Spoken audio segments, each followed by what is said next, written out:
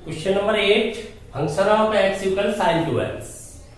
हमें यहाँ पर दिए गए अंतराल के अंतर्गत x के वो मान ज्ञात करने हैं जिन पर फलन उच्चतम मान प्राप्त करता है, अर्थात उन बिंदुओं का पता करना है जिन पर फलन का मान उच्चतम है।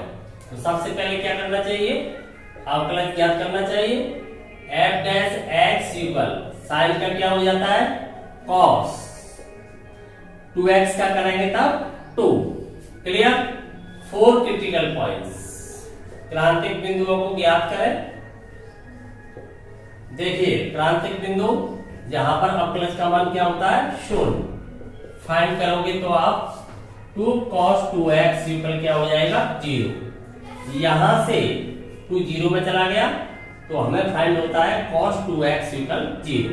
अब ध्यान देंगे व्यापक हल cos थीटा इक्वल 0, तब थीटा का व्यापक मान होता है 2n प्लस 1 पाई बाई 2, जहां n बिलोंग्स टू z, कोई भी इंटीजर नंबर। आपने 11th क्लास में देखा है थीटा का व्यापक मान जब cos थीटा का मान 0 होगा तब अपना एंगल बाई अक्ष वाला एंगल होगा, अर्थात पाई बाई 2 का विषम गुणज होगा। क्लियर। देखिए इस सूत्र के अनुसार यह थीटा की जगह कौन है 2x, तो 2x इक्वल क्या हो जाएगा 2n plus 1 pi by 2, n belongs to z। x equal 2 से डिवाइड करेंगे तो यहां पर 4 हो जाएगा, 2n प्लस 1 ये हो जाएगा pi by 4, n belongs to z। अब n के विभिन्न मान लगाते हुए हम x के वह मान ज्ञात करेंगे जो दिए गए इंटरवल के अंतर्गत होने चाहिए। देखिए यहाँ पर x की वैल्यू अगर मैं नेगेटिव लगाता हूं तो x की वैल्यू 0 से नीचे प्राप्त होगी, जो कि इंटरवल में नहीं है। इंटरवल 0 से 2 पाई तक है, तो 0 से 2 पाई के अंतर्गत आएंगे वह मान लिए जाएंगे। x इक्वल n इक्वल या मैंने 0 लगा दिया, 0 लगाएंगे तब क्या आएगा पाई बाई 4, पाई बाई 4 इंटरवल में है। तो एक बिंदु तो आपका पाई बाई 4 है, सिरे वाले मान भी आपके सबमिट किए जाएंगे, तो एक तो 0 हो जाएगा, एक प्राप्त होगा पाई बाई 4। इसके बाद n की वैल्यू आपने यहां से क्या लगा दी 1 लगाएंगे तब ये क्या प्राप्त होगा आपको 2 plus 1 3 pi by 4, 3 pi by 4 135 degree, ये भी अपने इंटरवल में है। 3 पाई बाई 4 पाई से कम है तो ये भी इसके अंतर्गत आ जाएगा 3 पाई बाई 4। क्लियर। n की वैल्यू 1 के बाद आप क्या यूज करोगे 2, नेगेटिव में तो यूज कर ही नहीं सकते हैं, नेगेटिव में यूज करेंगे तभी -1 बचेगा, माइनस पाई बाई 4 नीचे चला जाएगा। तो 1 लगाने से 3 पाई बाई 4 हो गया, 0 लगाने से पाई बाई 4 हो गया, 1 के बाद 2 लगाइए, 2 लगाओगे तो कितना हो जाएगा 4 और 1 5 पाई बाई 4, तो ये भी 2 पाई तक मिलेगा, तो इसे भी लेंगे तो एक बिंदु हो जाएगा 5 पाई बाई 4। इसके बाद आप 3 यूज करोगे तब ये कितना हो जाएगा 6 और 1 7 पाई बाई 4। अब भी इस इंटरवल में आ रहा है तो अगला बिंदु आपका 7 पाई बाई 4 हो गया। इसके बाद आप n की वैल्यू क्या यूज करोगे 4 यूज करेंगे तो 8 और 1 कितना हो जाएगा 9 पाई बाई 4, जो 2 पाई से ऊपर निकल जाएगा, तो इंटरवल के अंतर्गत नहीं है। तो एट लास्ट पॉइंट ले लिया जाएगा 2 पाई, दोनों सिरे के मान ले लिए जाते हैं। जब भी हमें क्लोज इंटरवल दिया होता है तब हम कौन से उच्चतम और न्यूनतम फाइंड करते हैं निरपेक्ष, एब्सोल्यूट। एब्सोल्यूट के लिए किसी परीक्षण की आवश्यकता नहीं है, जितने भी बिंदु प्राप्त होते हैं बारी बारी से फलन का मान ज्ञात करते हैं। तो अब फलन का मान ज्ञात करेंगे सभी बिंदुओं पर, तो फलन का मान सबसे पहले 0 पर फाइंड करेंगे। तो फलन में 0 लगाइए तो क्या प्राप्त होगा आपको साइन 0 हो जाएगा, साइन 0 की वैल्यू 0 आ जाएगी। फिर फलन के अंतर्गत दूसरा बिंदु पाई बाई 4 यूज कीजिए, पाई बाई 4 का यूज करोगे तब आपको पता है डबल हो रहा है वहां पर, तो 2 पाई बाई 4, तो क्या रह जाएगा यहाँ पर पाई बाई 2 रह जाएगा, डबल हो गया। साइन पाई बाई 2 की वैल्यू क्या होती है 1 होती है। फिर फलन के अंदर अगला बिंदु है आपका 3 पाई बाई 4 का यूज करोगे तो यहाँ पर डबल हो जाएगा, तो तो क्या रह जाएगा 3π/2 रह जाएगा। 3π/2 साइन 3π/2 की वैल्यू क्या हो जाएगी -1 हो जाएगी। पाई प्लस π/2 करोगे आप तो cos π/2 माइनस का सेकंड क्वाड्रेंट में नेगेटिव। फिर अगला बिंदु लीजिए 5π/4। तो देखिए ये क्या रह जाएगा, इसके अंतर्गत 5π/2 रह जाएगा। 5π/2 को आ जाएगा ऊपर आ जाएगा तो इसकी वैल्यू फिर क्या हो जाएगी 1 हो जाएगी। आप चाहे तो इसे ऐसे कर सकते हैं, 2 से डिवाइड करोगे कितने टाइम्स हो गया 2 टाइम्स, तो इसे 2π + π/2 कह सकते हैं। 2π + π/2 कहेंगे 2π + थीटा sin π/2 के इक्वल आ जाएगा कि नहीं आ जाएगा। तो वैल्यू क्या हो जाएगी 1 हो जाएगी। फिर फलन की वैल्यू आपको 7π/4 पर फाइंड करनी है, तो sin ऑफ 7π/2 हो जाएगा। तो ये कहां आ जाएगा नीचे आ जाएगा पाई अक्ष पर, तो क्या हो जाएगी -1 हो जाएगी इसकी वैल्यू। ऐसे चाहे तो ऐसे भी कर सकते हो। तब आपके लिए क्या आ जाएगा, यहां पर 7 डिवाइड करोगे आप कितने टाइम 3 टाइम्स, तो 3π + π/2 थर्ड क्वाड्रेंट नेगेटिव आ जाएगा। या डायरेक्ट लिख सकते हैं, एक बार ऊपर जाएगा पाई अक्ष पर, एक बार नीचे आएगा। तो हम यहाँ पर देख पा रहे हैं जो मैक्सिमम वैल्यू है वो तो 1 है, मिनिमम वैल्यू है वो -1 है। तो मैक्सिमम वैल्यू हमें दो बिंदुओं पर प्राप्त हो रही है π/4 एवं 5π/4 पर। तो मैक्सिमम वैल्यू ही हमें यहाँ पर बतानी है, अतः वो बिंदु हमें बताने हैं। तो यहाँ पर लिख सकते हैं, अतः x युगल एक बिंदु प्राप्त हो रहा है आपका π/4, वो दूसरा बिंदु आपको प्राप्त हो रहा है 5π/4 पर फलन का निरपेक्ष उच्चतम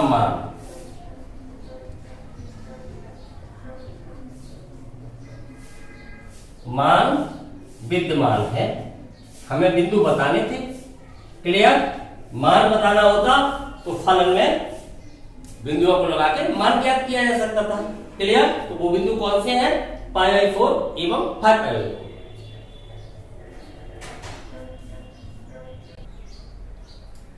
नवा question, function of x sin x + cos x दिया गया है, हमें उच्चतम मान ज्ञात करना है। यहाँ पर कोई भी क्लोज इंटरवल नहीं दिया गया है, तो समझ लेना चाहिए लोकल मैक्सिमम वैल्यू फाइंड करनी है, अर्थात स्थानीय उच्चतम मान ज्ञात करना है। तो इसके लिए हमें परीक्षण लगाना होगा।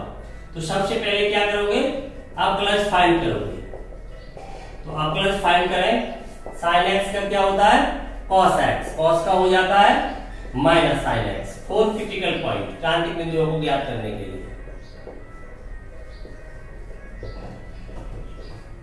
f' = 0। देखिए cos x - sin x = 0। Transfer करोगे तो क्या प्राप्त होगा, sin x = cos x, cos से डिवाइड कर दोगे तब फाइंड हो जाएगा tan x = 1, x = tan inverse 1, क्या आ गया π/4। अब हमें पता करना है इस बिंदु पर फलन का उच्चतम मान है अथवा नहीं। तो इसके लिए द्वितीय अवकलज का प्रयोग करना चाहिए। तो द्वितीय अवकलज फाइंड करें, उन्हें f'(x) cos का क्या हो जाता है -sin x, sin का cos x। बिंदु लगाए x के स्थान पर, बिंदु है π/4। देखिए -sin π/4 -cos π/4, दोनों की वैल्यू इक्वल होती है 1/√2, ये भी होगा 1/√2। तो माइनस का क्या आ गया √2, नेगेटिव वैल्यू फाइंड हो रही है <0। तो कैसा होगा उच्चिष्ट मैक्सिमा हो गया। अतः हम कह सकते हैं π/4 पर फलन का मान स्थानीय उच्चतम है। अतः x = π/4 पर स्थानीय उच्चतम मान।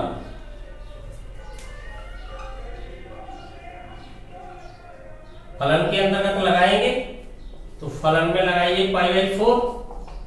देखिए sin π/4 प्लस cos π/4 कितना प्राप्त होगा 1/√2 प्लस 1/√2, युगल कितना रह जाएगा √2, 2/√2, क्लियर, √2 हो जाएगा।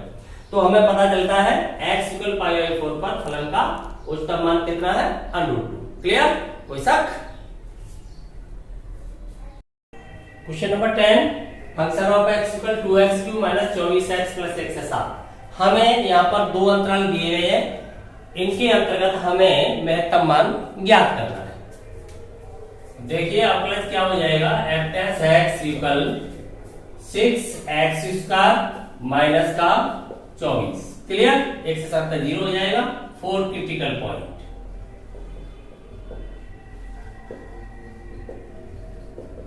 f' इक्वल 0,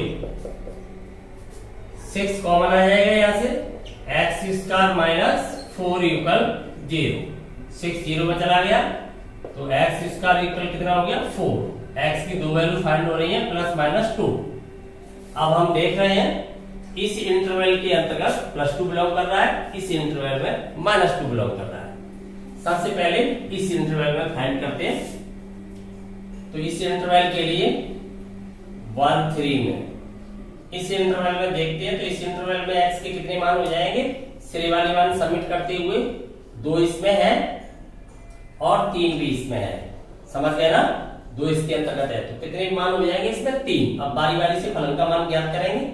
फंक्शन ऑफ 1 पर फलन का मान, फलन में 1 लगाइए तो 2 × 1 का क्यूब 1 ही हो जाएगा, माइनस 24 प्लस कितना हो जाएगा 107। सभी को कैलकुलेट करोगे, आप कैलकुलेट करोगे तो आपको फाइंड हो जाएगा 85। क्लियर? फिर फलन तब 2 पर मान ज्ञात कीजिए। 2 पर मान ज्ञात करेंगे तो 2 की पावर 3 यहां से मिलेगी, 2 यहां से मिलेगा तो 2 की पावर 4 हो जाएगा सीधा, minus 24 × 2 plus 107। Clear? Total find करोगे आप तो आपको फाइंड हो जाएगा ये 75। Value of the function of 3 find करोगे, 3 पर फलन का मान, तब यहां पर कितना लगाओगे 2 × 3 का क्यूब माइनस 24 × 3 प्लस 107। टोटल को कैलकुलेट करोगे आप जोड़ के घटा के, तब आपको प्राप्त होगा 89। अतः हम कह सकते हैं एम्प्लाइज x इक्वल 3 पर उच्चतम मान, कैसा उच्चतम मान है, निरपेक्ष एब्सोल्यूट उच्चतम मान कितना प्राप्त हुआ है आपको 89 यहाँ सबसे बड़ा मान है। पुनः ध्यान दीजिएगा, हम इस इंटरवल में फाइंड करेंगे तो देखिए -2 belongs to close interval -3 to -1। इसमें -2 अंतर्विष्ट है, -3 एवं -2 एक के बीच में -2 हमें मिलेगा तो 3 बिंदु हो जाएंगे यहाँ पर। इसलिए x की वैल्यू हो जाती है -3, -2 एंड -1। बारी बारी से फलन का मान ज्ञात करें। -3 पर फलन का मान फाइंड करेंगे, 2 × -3 का whole cube minus 24 -3 plus 107। Total को आप कैलकुलेट करोगे तो कैलकुलेट करने पर आपको फाइंड होगा 125। Value of the function of -2 find करोगे, 2 -2 का होल क्यूब माइनस 24 -2 प्लस 107। तब कैलकुलेट करने पर आपको फाइंड हो जाएगा 139। Value of the function of -3 find करोगे, 2 -3 का होल क्यूब माइनस 24 -3 प्लस 107। तब आपको कैलकुलेट करने पर फाइंड होगा 129। अब यहाँ पर हम देख पा रहे हैं 139 मैक्सिमम वैल्यू है, अतः हम कह सकते हैं किस बिंदु पर फाइंड हो रही है 139 -2 पर। अतः x इक्वल -2 पर फलन का निरपेक्ष उच्चतम मान कितना प्राप्त हो रहा है 139। क्लियर? समझ में आ गया? तो हमें यहाँ पर क्या ज्ञात करना था, महत्तम मान ज्ञात करना था। तो दोनों अंतरालों के अंतर्गत हमने महत्तम मान ज्ञात किया। इस अंतराल के अंतर्गत 2 बिलोंग कर रहा है, इसके अंतर्गत -2 बिलोंग कर रहा है। Clear? Question number 11, function of x equal x की power 4 minus 62x² plus ax plus 9। दिए गए अंतराल के अंतर्गत x बराबर 1 पर महत्तम मान प्राप्त करता है, तो a का मान ज्ञात करो। बंद कर दो।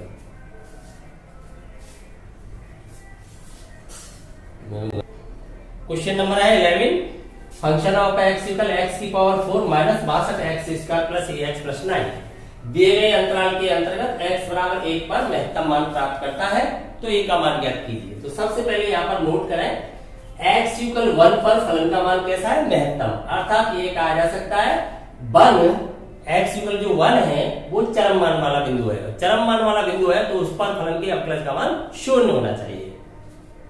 चूंकि x इक्वल 1 चरम बिंदु है। कैसा है? चरम बिंदु। चरम बिंदु है, इसलिए f डैश एट 1 इक्वल होना चाहिए 0। तो आप f डैश x फाइंड करें पहले। f डैश x इक्वल क्या फाइंड होगा?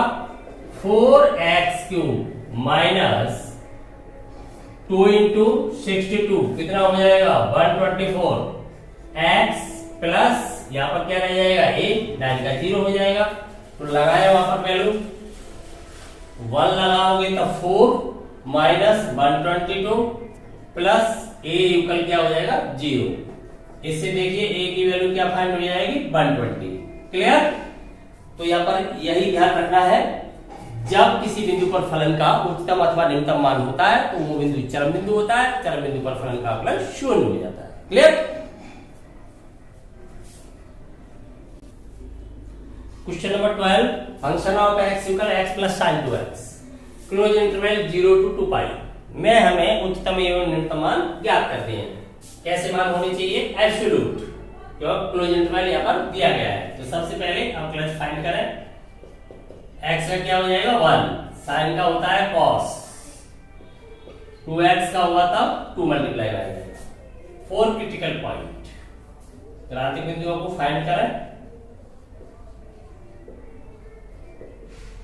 f डैश x इक्वल 0, देखिए क्या प्राप्त होंगे? 1 प्लस 2 cos 2x इक्वल 0। यहां से हमें फाइंड हो जाएगा cos 2x equal minus half. ध्यान देंगे यहां पर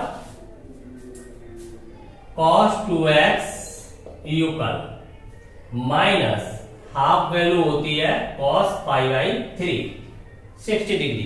क्लियर? आप ये माइनस हाफ हटाओगे अल्फा फाइंड करने के लिए। सबसे पहले cos नेगेटिव का लेता है, ये देखें cos की जो नेगेटिव वैल्यू है वो कौन से क्वाड्रेंट में आ जाती है? सबसे पहले सेकंड के अंदर। तो आपको अल्फा का फाइंड होगा, मुख्य मान के अंदर जो छोटा वाला एंगल है वो सेकंड में फाइंड होगा। तो हम इसे लिखेंगे cos of 2x equal cos of pi minus pi by 3, second quadrant में नो चेंजर लाइन से जाते हुए। तो हमें प्राप्त हो जाएगा cos 2x equal cos 2 pi by 3। Clear? अब हम जानते हैं व्यापक मान के लिए cos theta equal cos alpha, तब थीटा का व्यापक मान होता है 2n pi plus minus alpha n belongs to z। तो यहाँ पर n का मान लगाते जाएंगे, थीटा का मान प्राप्त होता चला जाएगा। तो इसे x के लिए सॉल्व करें पहले। तो 2x इक्वल, देखिए थीटा के स्थान पर 2x, अल्फा के स्थान पर 2 पाई बाई 3। तो 2x इक्वल आ जाएगा 2n pi plus minus 2 pi by 3। Clear? x equal रह जाएगा 2 लेफ्ट हो जाएगा सीधा, x इक्वल रह जाएगा n pi plus minus pi by 3, n belongs to z।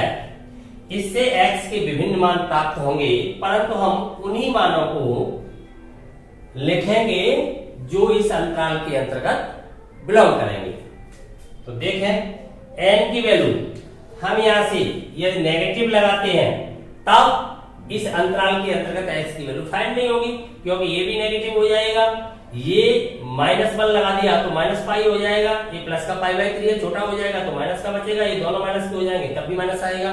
तो सबसे छोटा मान हम क्या लगाएंगे? 0 लगाएंगे। 0 लगाने पर ये स्टेप फिनिश हो जाएगा, अपने पास प्लस माइनस पाई बाई 3 आएगा।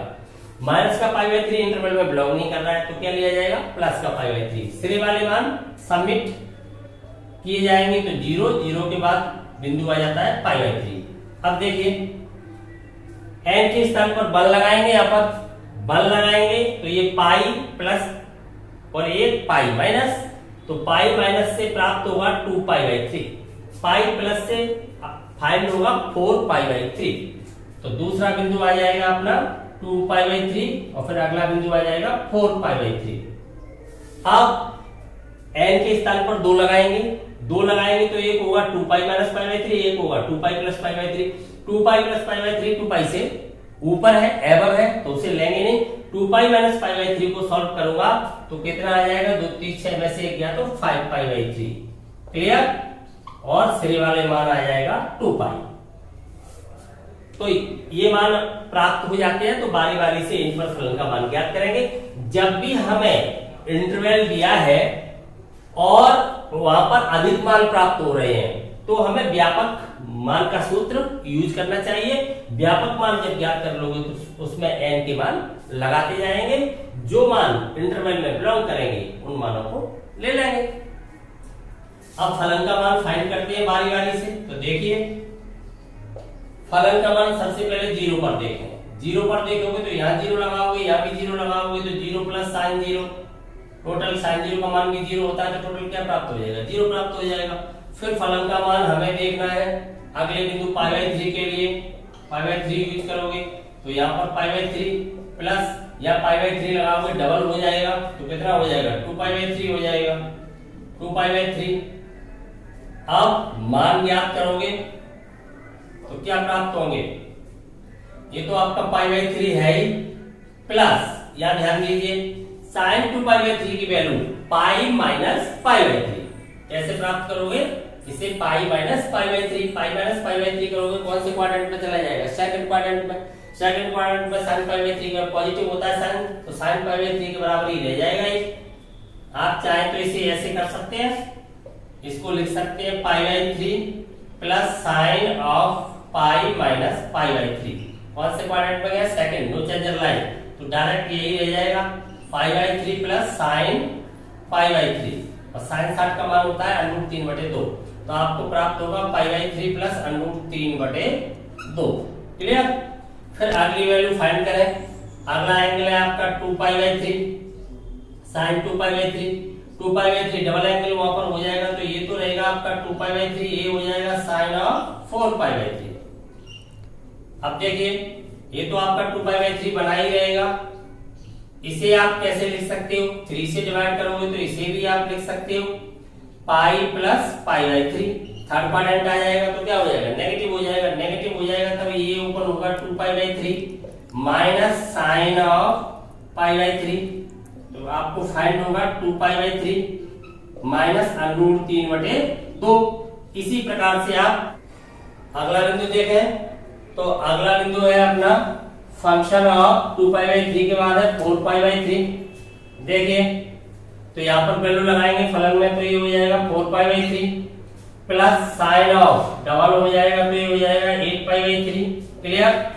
अब यहाँ से ये तो आपका 4 पाई बाई 3, 8 पाई बाई 3, तो इसे आप लिखोगे sine of 3 pi minus pi by 3। कौन से क्वाड्रेंट में आ गए, सेकंड, सेकंड क्वाड्रेंट में कैसा होगा, पॉजिटिव, तो ये फाइंड होगा आपको 4 पाई by 3 plus sine pi by 3 के इक्वल।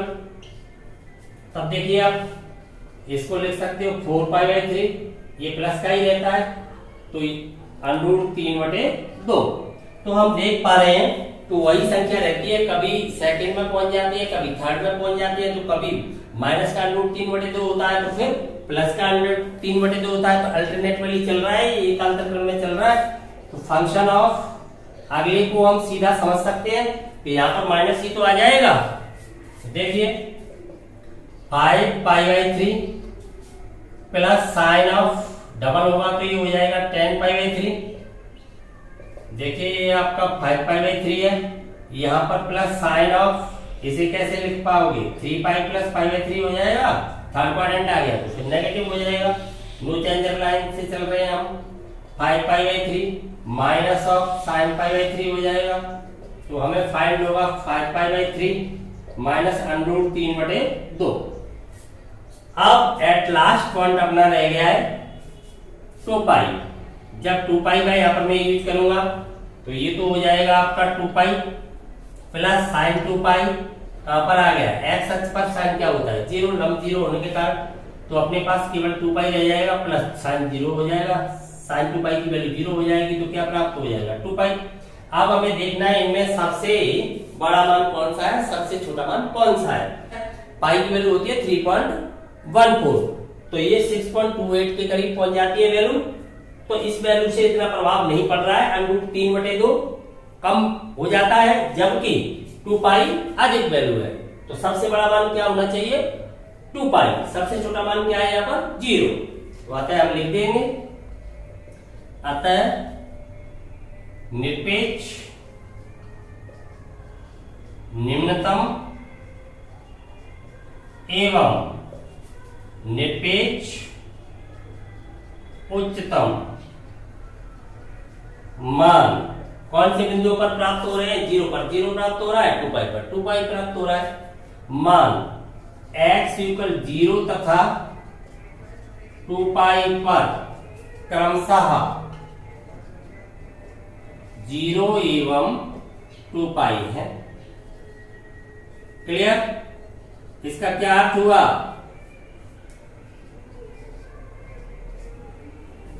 आपके जो x निर्देशांक का मान है ठीक वही y निर्देशांक का भी मान है, अर्थात x की वैल्यू 0 है तब y की वैल्यू भी 0 है, x की वैल्यू 2 पाई है तब y की वैल्यू भी 2 पाई है।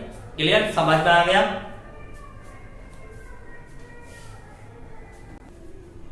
देखिए क्वेश्चन नंबर 12 को हम शॉर्ट फॉर्म में सीधा इस प्रकार से कर सकते हैं। इतना तो आपको पहले जैसे ही करना पड़ेगा। फलन आपको दिया है, अवकलज आप फाइंड करेंगे, क्रिटिकल पॉइंट फाइंड करेंगे। क्रिटिकल पॉइंट फाइंड करने के लिए आप देख रहे हो माइनस है, माइनस को हटाने के लिए कॉस का जो मुख्य मान में छोटा वाला एंगल है वो सेकंड में होगा, सबसे पहले कॉस नेगेटिव, फिर दूसरा वाला एंगल थर्ड में होता है, तो छोटा वाला लेंगे तो कहां पर लेंगे, सेकंड में लेंगे, सेकंड में ये आ जाएगा, माइनस हट गया तो हमें पता चला cos 2x = cos 2π/3। अब हम जानते हैं व्यापक मान लिखने के लिए cos थीटा बराबर cos अल्फा, तो थीटा का व्यापक मान ये होता है 2n pi plus minus alpha, alpha की जगह ये लगा देंगे तो ये अपना x के लिए सॉल्व करके फाइंड हो जाएगा। अब n की विभिन्न वैल्यू लगाते हुए जो x की वैल्यू इंटरवल में बिलोंग करेंगे उन सभी को फाइंड कर लेंगे। अब हमें फलन का मान ज्ञात करना है बारी बारी से सभी बिंदुओं पर, तो हम देख पा रहे हैं यहाँ पर सीधा निर्णय ले सकते हैं। हमें पता है यहाँ पर त्रिकोणमितीय फलन जो साइन है उसका मान -1 से 1 के बीच होता है, -1 से कम नहीं हो सकता, 1 से अधिक नहीं हो सकता, जबकि यहाँ पर 2 पाई का मतलब हो गया 3.14 होता है पाई का मान, तो ट्वाइस हो रहा है उसका, तो 6.28 के करीब वैल्यू जा रही है, तो -1 या +1 करने पर भी कोई इफेक्ट ज्यादा नहीं आएगा, तो यही वैल्यू सबसे बड़ी रहेगी और सबसे छोटा मान क्या रहेगा, 0 रहेगा। क्यों कि ये 1 से अधिक आ रहा है मान, तो -1 किया जाएगा तब भी पॉजिटिव तो सभी देंगे ही, तो पॉजिटिव तो सभी देंगे पर सबसे छोटा कौन रहेगा, पॉजिटिव मानों में सबसे छोटा कौन होता है, 0 होता है, सबसे बड़ा कौन हो जाएगा, 2 पाई हो जाएगा। तो यहाँ पर जो फलन का मान निर्भर कर रहा है वो केवल कौन से मान पर निर्भर कर रहा है, x की वैल्यू पर निर्भर कर रहा है, साइन की वैल्यू पर नहीं। क्लियर, तो हम सीधा निर्णय यहाँ पर ले सकते हैं, क्योंकि हम यहाँ पर देख रहे हैं साइन फंक्शन का जो गुण है, जो उसकी प्रॉपर्टी है उसका यूज कर सकते हैं। -1 से बड़ा या बराबर होता है साइन फलन का मान, परंतु 1 से छोटा है बराबर, ये साइन की परिसीमाएं हैं, तो इसका प्रयोग करके हम सीधा लिख सकते हैं। इसलिए हमें पता है कि यहाँ पर जो फलन का मान है आपका x + sin 2x, ये जो वैल्यू है, ये वैल्यू सबसे छोटी वैल्यू तो कहां पर होगी, 0 पर, सबसे बड़ी वैल्यू कहां पर हो जाएगी, 2 पाई पर। इसलिए x + sin 2x का न्यूनतम मान तो प्राप्त हो जाएगा 0 तथा उच्चतम मान ये तो हो जाएगा 0 पर तथा उच्चतम मान 2 पाई पर होगा। क्लियर, इन बिंदुओं पर होगा, अतः हम सीधा लिख सकते हैं, अतः x = 0 तथा 2 पाई पर निरपेक्ष निम्नतम एवं उच्चतम मान। फलन में लगाएंगे तो 0 प्लस साइन 0, क्या मान प्राप्त होगा 0, तथा दूसरा मान वहां पर लगाएंगे तो 2 पाई प्लस साइन 2 पाई, तब क्या प्राप्त होगा 2 पाई, इसका मान 0 हो जाएगा, तो 0 और 2 पाई है। क्लियर? तो ये सीधा निर्णय भी लिया जा सकता है। अगले क्वेश्चनों के लिए नेक्स्ट क्लास में फिर मुलाकात होगी।